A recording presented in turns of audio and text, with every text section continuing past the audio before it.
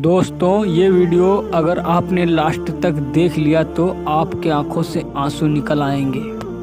दोस्तों, एक लड़की का पढ़ाई करने में मन नहीं लगता था। वे दो बहनें और उन दोनों बहनों से एक छोटा उनका एक भाई था। लेकिन उसके माता पिता को तो बस एक ही डर हमेशा लगा रहता था कि वे कल कदे कोई थारी लड़की के साथ कुछ गलत ना हो जाए।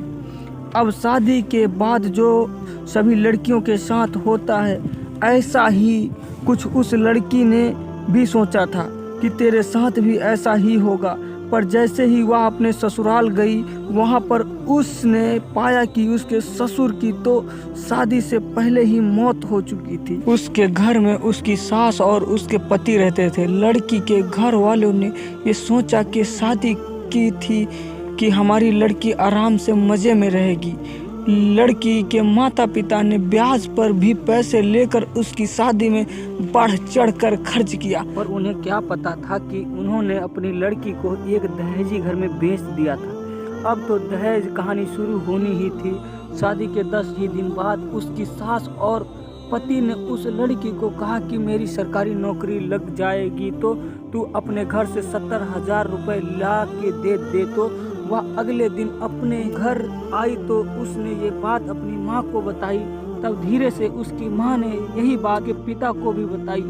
उसके पिता ने सोचा कि कोई बात नहीं, अपनी बेटी से तो देने हैं, अपनी बेटी को तो देना ही है। उसके पिता ने कहा कि बेटी ले जा, कोई बात नहीं। अब पैसे लड़के के घर पहुंचने पर कुछ दिन तो वो सभी उससे प्यार करने लगे। जैसे ही वे पैसे खत्म हुए, अभी उन्होंने अपनी गिरगिट की तरह फिर से रूप बदलना शुरू किया। अब की बार फिर तो उनकी हद ही हो गई थी कि वे सभी उसी गंदी और बदचलन कहने लगे। उसको घर से बाहर तक नहीं जाने देते। 3 ही महीने हुए थे उसकी शादी को, तो तभी उसकी सास भी चल बसी। बस फिर क्या था, अब तो और भी उसकी लड़की के साथ ज़्यादा गलत होना शुरू हो गया।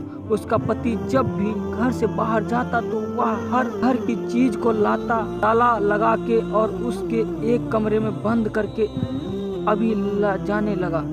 वह जब भी कुछ बात करती तो तभी वह उसकी पिटाई भी कर देता। उसके कारण वह डरती नहीं बोलती थी और ना ही उसे कभी फोन मिलता कि वह अपने घर वालों से बात कर ले। जब भी वह कहती तो उसे यही बात सुनने को मिलती कि मेरे फोन में पैसे नहीं हैं। अभी उसकी शादी के 6 ही महीने हुए थे तो एक दिन उस लड़की का पिता उसके गांव से कहीं जा रहा था, तो उसने सोचा क्यों ना अपनी बेटी से मिलता चलूं। तो तब उसे सच्चाई का पता चला तो वह उसी समय अपनी बेटी की यह दशा देखकर रोता हुआ उससे वापस अपने घर ले आया।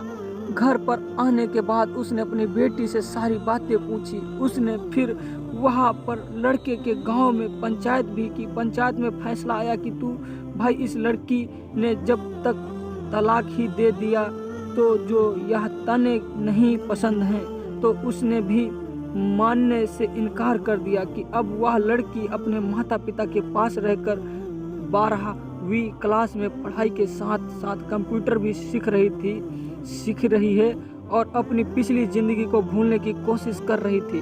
पर लेकिन कोई ना कोई उससे फिर से उस जिंदगी की याद दिला कर रुला देता था, जिससे उसकी रूह भी कांप उठती थी।